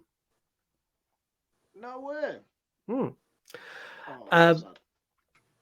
So the director originally wanted he didn't want to do this. He said, "No, I'm not interested," because he'd just done Dog Soldiers. So Dog Soldiers is another one of Neil Marshall's films. He decided he'd do this on the condition that he could cast an all-female cast because he wanted it to be very different in feel and tone from Dog Soldiers. He didn't just want another group of guys going up against a monster, and they gave into that and let him do it. Yeah, Neil Marshall, in terms of director and his contributions to horror, he's done some. He hasn't done much, but the stuff he has done is really, really cool. I mean, he did obviously The Descent. He did Dog Soldiers, which is fucking epic. He did 2019's reboot of Hellboy, which, to his credit, I think is a good movie and has a lot of promising elements to it if it wasn't so heavily interfered by. But one thing that I recently just found out was he directed the final segment of the Tales of Halloween. And for those of you who've seen Tales of Halloween who love that, which I do, I think it's one of the best Halloween-themed anthologies. He did one of my favorite segments in that, which is the end one with the little pumpkin at the farm, which turns into like an alien thing, and you have like this weird, surreal out of this world alien creature battle. It's like a Friday the 13th ripoff thing. It's hilarious. It's so cool. And he directed that, which I didn't even know. But yeah, just a little Neil Marshall backstory there for you. So, you know, when we first see the crawler through the IR camera? Yes. And all of the girls absolutely lose their fucking mind. That's because that was the first time they had ever seen the creature. And they saw it through the IR camera in pitch black darkness. Cool. That's like one of those alien chest burster moments. Yeah, and apparently Neil Marshall went to ridiculous lengths to make sure that happened. So, like, the girls were on set filming and doing other bits when the crawlers first went into makeup, so they didn't see any of that happen. He kept them on set for like 8.5 hours doing various different bits and retakes, and it was all to be able to make them frustrated and annoyed, and then go, right, okay, we're going to shoot this scene now, and then they get this thing coming at them in the darkness. They'd never seen it before, so all the screams and like the running and even like the dropping of the camera was all genuine reactions, which I love that. I think so. And people often criticize directors for going to like extreme lengths to do things when making movies. I mean, for instance, you've got stuff like Ridley Scott keeping the chestburster scene away from the rest of the cast, which I just touched upon. You've got even the latest Bill Skarsgård being kept away from everybody in his Pennywise costume up until the point when he's actually needed on set and revealed. Yeah. Another one like Texas Chainsaw Massacre we've talked about quite regularly in this, like keeping him in a sweat box for like 48 hours to get the authenticity needed to come across in that final closing act for the torture sort of scenes in the dining table in Texas Chainsaw Massacre. It's like, it's not necessarily right.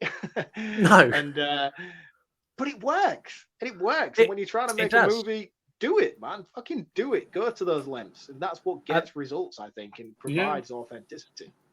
Any idea what the crawler's design is based on? Smeagol from Lord of the Rings. Nope. Yeah, go on. Oh, I know this, but I can't remember. It's based on Nosferatu.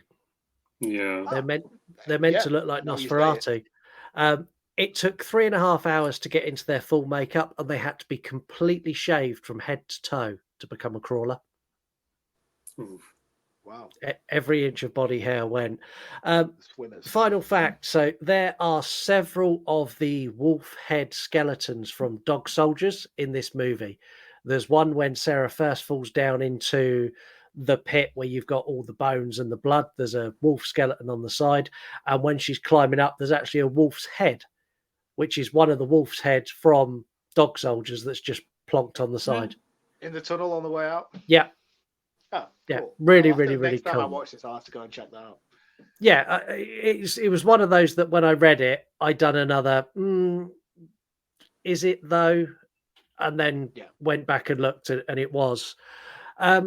We've reached a special part of the episode. I told you, I want to play a game.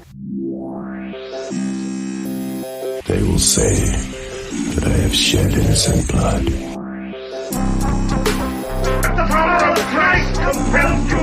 What have you done to its eyes? Well, it's elevated horror. You know, it's Halloween. I guess everyone's entitled to one good scare. You're going to like it. I'm Chucky, and I'm your friend to the end. How was that, the slaughterhouse? All right, you primitive screwheads, listen up. Oh, I know this one, you fuck. That is the first guest ever to dance to the music to Broken Spirit. I like being on this side of the quizzing team. It's been a while. It's been a long time. So, Jay, you're playing Broken Spirit today. You're not just playing for a spot on the leaderboard, but if you get 15 out of 15 and match Mark's score, you'll come back on another episode and you'll go head to head with Mark in a game of Seesaw, which, if anyone's not heard, we played on our Saw 10 episode. Love that. Now, the quiz is 15 questions. You don't get any help. You don't get any lifelines. You get one wrong, the game is over. You can leave at any time. So if you get 10 right and you don't know the next one, you can walk away and keep all your points. If you carry on and you get it wrong, you lose everything. When I went and visited the Girl and the Gay podcast, I was also sprung a quiz, so I have no mercy whatsoever this week. I've heard you took a quiz. I did, and I it didn't go failed very well miserably. for you either. It really didn't, and it was on the movie I'd watched like an hour before, and I got ripped apart. Yeah, excellent. So the question is, who would you like to start the quiz? Who would you like to give you question one? I'll go with Mark because he doesn't have a vendetta against me. So okay. To be honest with you, mate, I kind of knew what question one was coming, and I've already given you the answer. So if you fuck this up, then there's no hope for you. Question number one: name another film directed by Neil Marshall. Dog Is it Neil Soldiers, Marshall right? who's directed this? Yeah, Dog Soldiers. That is correct. Well done. 10 points. You could have also had Baron Death, Combat, Doomsday, Centurion, Tales of Halloween, Hellboy, The Reckoning, and The Lair. He's done quite a few. Question number two. You've not seen Dog Soldiers? Dog Soldiers is great. Well. Yeah. Question number two. In Silence of the Lambs, what is the nickname that the newspapers give to Hannibal Lecter? Hannibal the Cannibal. That is correct. Well done. Yeah. Question number three. In Psycho, what is the name of the hotel where Norman Bates lives?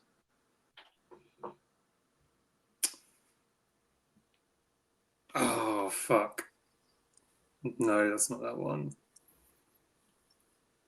I'll read the question again. Bates Motel. That's correct. Yeah. Well done. That is correct. And I was hovering over the game over button as well. Question number four. What 1984 horror comedy sees a group of scientists battling paranormal forces for money? Oh, God, I hate horror comedy. Is it for money? Is it for money? Yeah, I will give you a clue. We covered a recent version of it recently on the show. I'm pretty sure it's this. I'm going to fucking go with it anyway. Ghostbusters. Yeah, that's correct. Is it a horror though? Yeah. Yeah. Really? We've covered less horror movies on this show than Ghostbusters. Predator being one, but okay. Twilight. Predator definitely being one. Twilight. Oh God, I think we've done Twilight. Oh, that's banned into my skull forever, that movie. Right, question number five. What horror movie tells the story of a cursed videotape that if you watch it, you will die in 7 days? The Ring. That is correct. 50 points. Yeah. You're flying through these. Question number six. What legend did a group of students famously investigate in the 1999 found footage horror movie?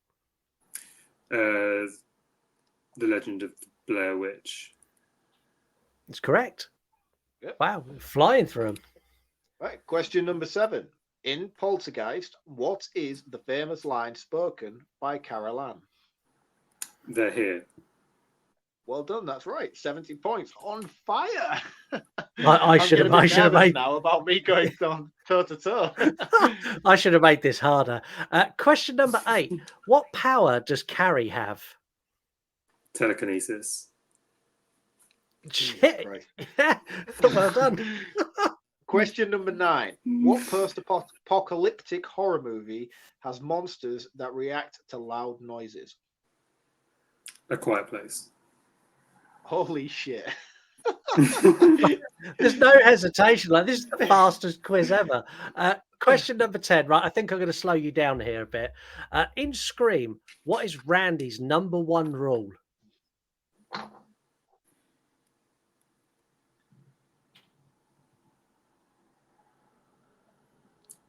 Oh, as in, I'm trying to go for it in order. Yeah, it's think about it, process it, speak out loud, voice your opinion. Let us hear it. What are you thinking? What's your thought process on this? I know what they are. I'm in order. I think it's you can never have sex, don't drink or do drugs, and the final But the first one would be never say, "I'll be right back." So, which one are you going for? There's the first rule that he gives. Oh, trickery. It's the first rule. Wait. Do you mean like the first rule he physically speaks, or the first rule? It is the first rule that he states. So he goes, there are rules to survive in a horror movie, and they are. It's the first rule that he says. This is how he gets you, mate. Trust me, I've been on the brunt end of this many a time. You've got to be careful. That's the first official rule that he says is you can never have sex. God damn it. Yeah, correct. Nearly there, mate. Nearly there. Question number 11. What horror movie has Paris Hilton in a lead role? House of Wax. Well done. That's right. That's 110 points. Wow. Question 12. What was the original title of the movie The Blob?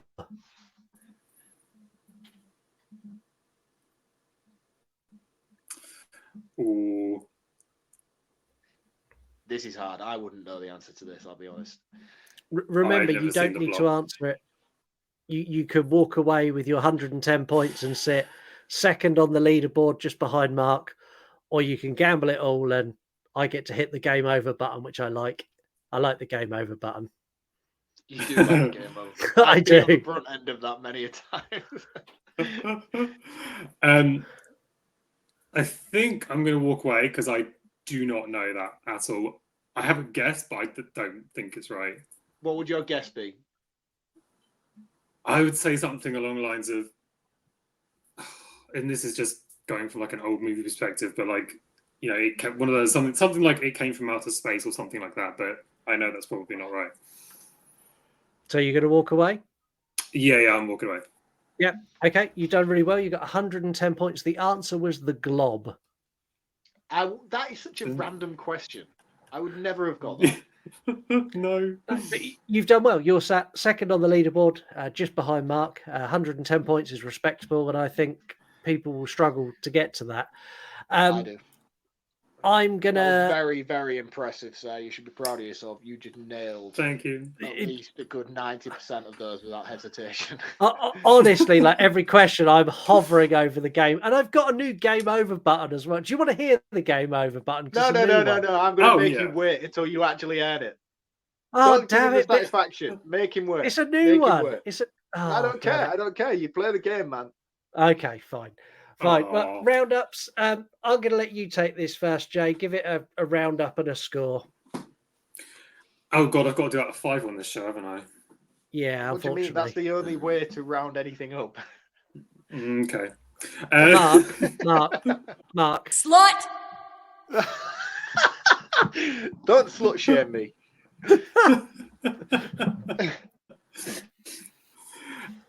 So, for me, I love everything about this film. Yes, it's got like tiny faults, but for me, this film is like the perfect horror film.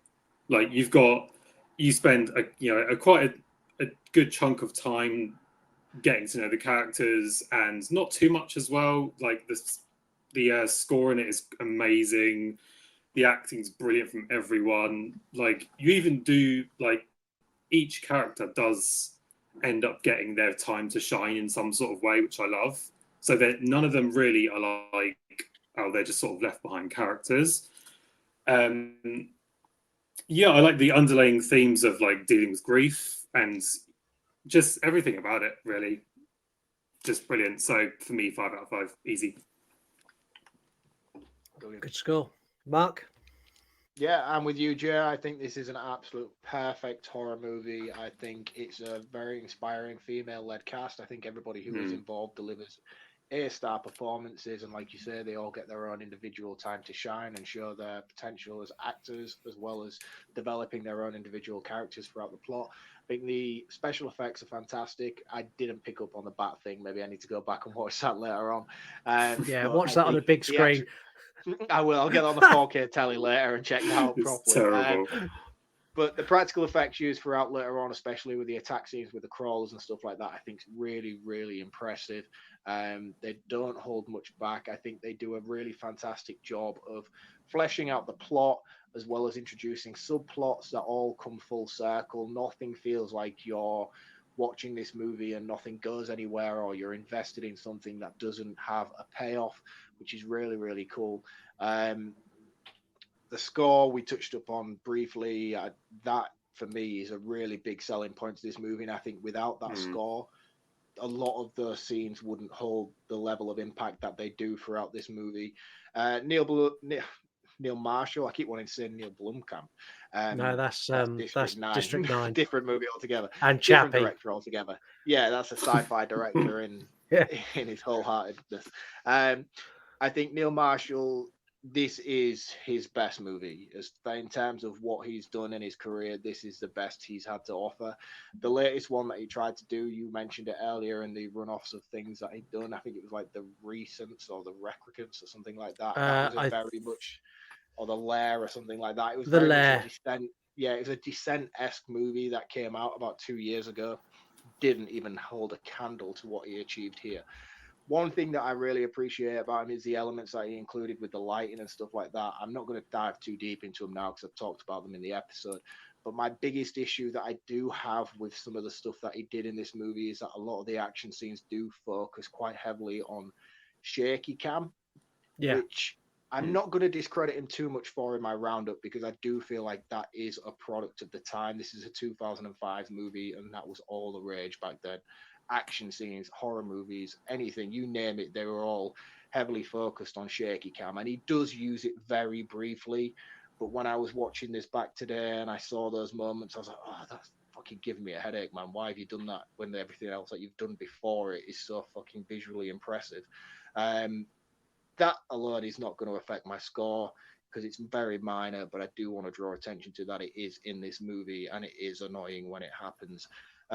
For me, I think this is a perfect horror movie. I think it's a perfect British horror movie, and I think it's a very inspiring female-led cast, and for that, it's a 5 out of 5. I think this is fantastic, and it's very underrated within the horror community. There's a lot of people out there who love it, but I don't feel like there's enough people who give it the recognition that it deserves. Yeah. I really like this movie. I think as a British female-led horror, it is the best that we have.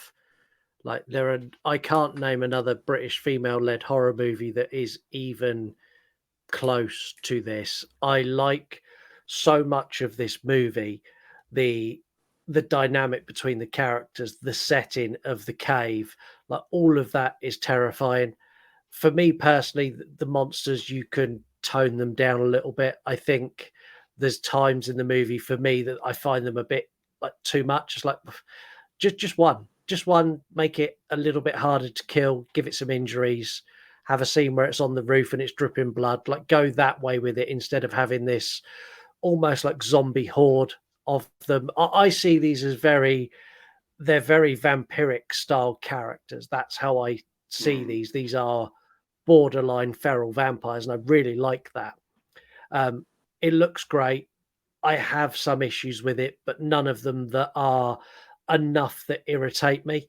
I think that Juno deserved a better arc. I think killing Juno, I really like an anti-hero. So like I really like a villain who is badass and comes out of something being the victor. That's something I look for in a horror movie. Like if you get someone who's the biggest asshole on the face of the planet, but comes through something like this as the only survivor, that's like the closing moments of this movie. I'm like, when she stabbed her in the neck, like, Juno's going to fuck you up. And Juno's going to walk out of this cave and leave you here to die. And she didn't. And it's a personal thing. Well. Watch The Descent 2. Yes, right? yes. On screen. No. But yeah, that's something I wanted from this. But apart from that, it's a great movie. It's not a perfect movie for me. It's a 4 out of 5, but I really enjoy it. Score. Yeah. Really one thing that I wanted to touch upon my roundup that I didn't because I felt like it was best to bring to an open conversation is there's a lot of people out there who discuss this and consider seeing this as Sarah being the killer and not necessarily there being any cellar dwellers actually all involved in the movie, and that the whole time she spent away from everybody was her just picking them off one by one. I just want to squash that right now and just say that is not the intent of this movie. Neil Marshall has actually discredited that theory and he said that's not the case. However, it was actually initially an idea, and there were additional scenes that were filmed, especially early on in the hospital scene when she finds out that her daughters and stuff. That's when she starts seeing visions of the creatures. All of that was cut from the movie, and stuff like that doesn't work. But people who still try and put that fan theory together doesn't quite pay off because there's so much involved in this movie in terms of interaction with the creatures and stuff where they're sort of doing the autopsy and figuring out the blindness, and it doesn't necessarily work. And I think it's a bit of a reach for those people who are claiming it. But I do want to just reiterate that it was actually something that was going to be incorporated into the movie, and Neil Marshall was going to make it that open-ended suggestion. But as production went on and as scenes started to come together, he realized it wasn't necessarily going to work out the way that he wanted it to without having massive loopholes. So he did decide against it. Did you pick up on any of that as the movie was going along? Yeah, see, I did. And like, you can quite easily view this as this was all in her head. And I don't like that telling of it. Like the telling of this all be in her head, these fictional monsters that she's created out of nowhere. Like, how has she come up with the creature design, like in her head? Like, how has she worked out that, like, the scenes where they go, oh, it's a bat? Like, where's, like, all of that? It doesn't add up and it doesn't stack up as something that's in the head. That doesn't work for me. Like, and I think they incorporate enough of the visions and dream sequences dealing with her level of grief in order to not then overbloat it with that theory as well. I think as it is on its own with her visions of grief, you don't need to then incorporate that side of it too much as well. No. What about you, Jay? Do you find this to be one of those movies where you could interpret it differently, or do you consider this to be as it is? In a hilarious twist of events, Jay won't be answering Mark's question because he's lost internet connection. Doesn't look like he'll be coming back, which means I get to play this. That's it, man. Game over, man. It's game over. Still found a way to fucking bring it in. I've got a suspicion you kicked him on purpose just to use that clip. I didn't. I'm going to do Jay's plug for him. So go and check out Jay's show, the Girl and the Gay podcast. You can find him on yourunpodcast.com. You can also find him wherever you get good podcasts. It's the Girl and the Gay movie podcast. So go and do that. We're going to be back next week where we dive into a Shudder original with BP. BP is the host of the Let's Talk Horror channel. If you want to get an idea of what BP's bringing to the table, go and check out the last episode he'd done with us, which was The People Under the Stairs, where we discussed GIMP masks for way too long. Way too long.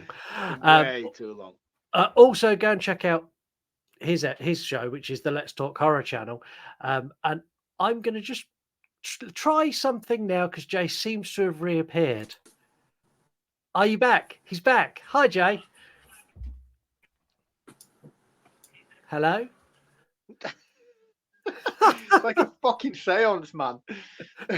Is there anyone there?